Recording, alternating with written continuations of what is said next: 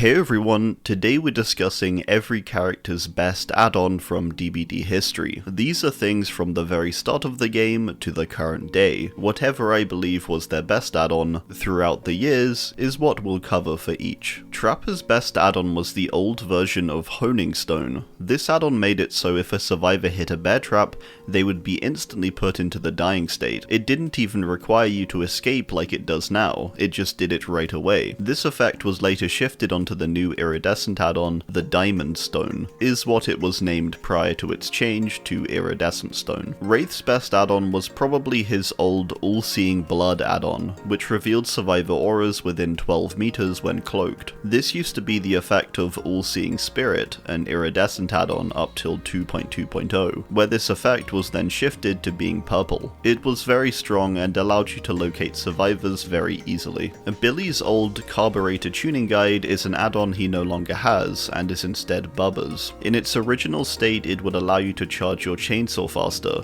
and quickly get downs because of this, particularly when paired with the other charge time add-on, Primer Bulb, and the old version of Tinkerer. For Nurse we have Campbell's Last Breath. This add-on gave you 2 extra blinks, at a time where Nurse had 3 blinks base kit. This could also be paired with Ataxic Respiration to get a total of 7 blinks. Tombstone piece has remained in its powerful state since the release of Myers. This add-on allows you to Mori a survivor, injured or healthy, once you hit evil within 3. The downsides being a greater time needed to hit tier 3, and kicking you out of it after the Mori. You need to stalk around 65% more, but really to essentially stop the game in its tracks, it's hardly a downside. Hag has some debatable choices, however I think the clearest answer is Rusty Shackles, which make Hag much harder to counter. When traps are triggered, they do not spawn a phantasm and give no indication of being tripped.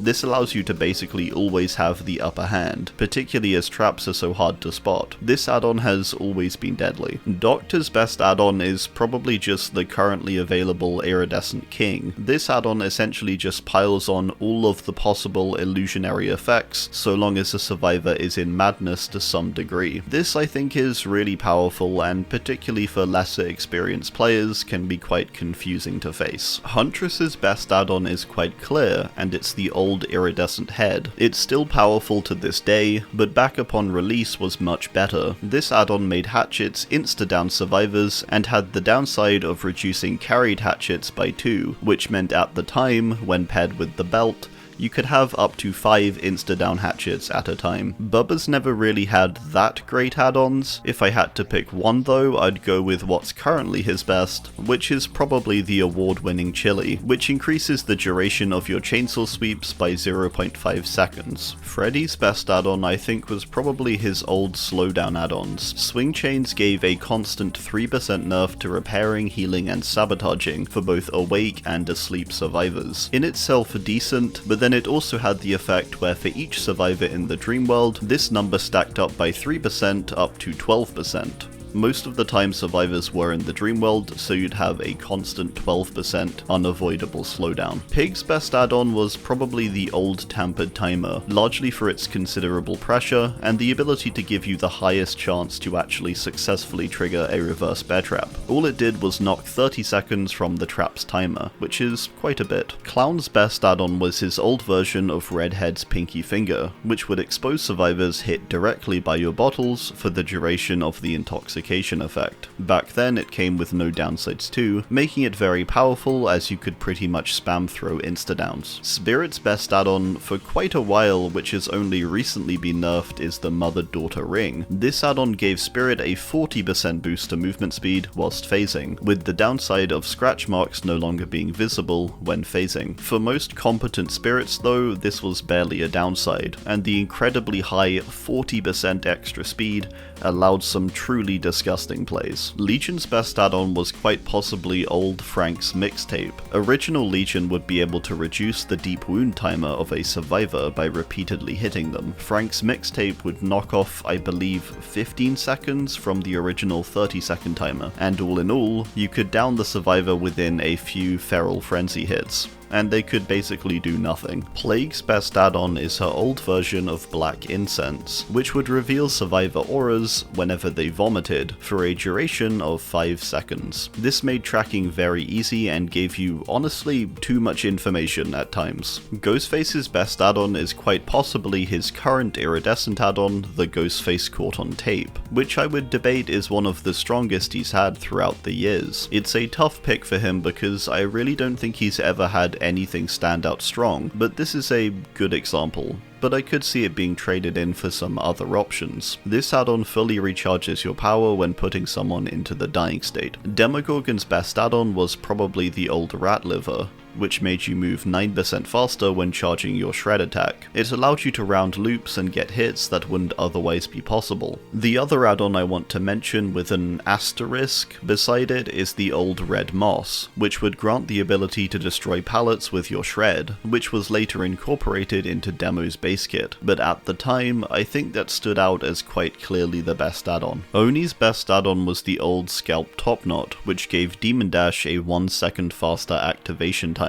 Doesn't sound like much, but it let you charge the rush up faster and make plays more efficiently and reactively to what was happening. Deathslinger's best add-on is a little boring, but it's probably just his reload speed one, Warden's Keys, which simply reduce reload speed by 0.5 seconds, which it currently remains with. Executioner's best add-on is tough to pick, because he really doesn't have many good ones even. It's probably just the Burning Man painting, which increases your ranged attack range by 1.5 meters, and has stayed that way since release. Blight's best add-on is one he still has, which is not right. It did have a slightly stronger version though prior to the current. Alchemist's Ring in its old state recharged all tokens after a successful lethal rush hit, and also had a faster token regeneration rate at 0.5 seconds faster per token. Twin's best add-on is kind of hilariously probably Toy Sword, which was actually nerfed somehow. It gave a 0.25 second faster pounce charge time for Victor, where its current is 0.2. Trickster's best add-on I would actually debate was his old add-ons that gave him much higher numbers of blades. Originally Trickster had a base 60 blades, and with the Bloody Boa could get up to 75, which honestly is quite a bit, even with the old laceration requirements. Nemesis's best add-on was probably old Marvin's Blood, which just gave a higher mutation rate when infecting survivors with your Tentacle Strike. It's a little nerfed now, but still pretty good. Cenobite's best add-on was undoubtedly his old Engineer's Fang, which gave the ability to injure healthy survivors with chain shots, with the small downside of a longer closing time on portals. Back then, it didn't have the downside either of spawning one less chain. Artist's best add-on is probably Festering Carrion, and simply allows you to recharge your crows 0.5 seconds faster after firing them. It gives much more options to damage with them. Sadako's best add-on is her old Iridescent Videotape, and made her condemned mechanic actually pretty viable or usable. Whenever you hit a survivor after manifesting, the last 4 TVs that were turned off by projection would switch back on. It allowed insanely good map traversal, and legitimized the use of the condemned mechanic. Dredge's best add-on is probably just Haddie's Calendar, which simply reduces the time it takes to exit lockers by 1 second, which isn't a lot but helps a bunch. Wesker's best add-on I think was and still is the Iridescent Ouroboros Vial, and makes all survivors begin the game infected with Ouroboros. If survivors reach full infection, it makes them exposed for 30 seconds. Pretty strong. Knight's best add-on I think is the Call to Arms, and increases your possible patrol length by 10 meters. It also increases the speed at which you make trails by 25%. A nice quality of life add-on that helps a lot. Skull Merchant's best add-on I'm going with a bit of a hot take, but Ultrasonic Trap Speaker, which had the effect that she now has as base kit. When survivors vault pallets with a claw trap, the pallet breaks. This was very powerful I think, and allowed quite substantial chase pressure, and is now literally base kit. Singularity is a bit tough to judge, but I think I'm going to say the Denied Requisition form, which makes survivors start the trial slipstreamed, and makes EMPs take longer to charge at the start of the trial, giving you quite the leg up, with instant pressure. In its original state too, it was purple instead of iridescent, making it a little stronger. Alright, well that's gonna do it. I do hope you enjoyed. Thanks, and okay, bye!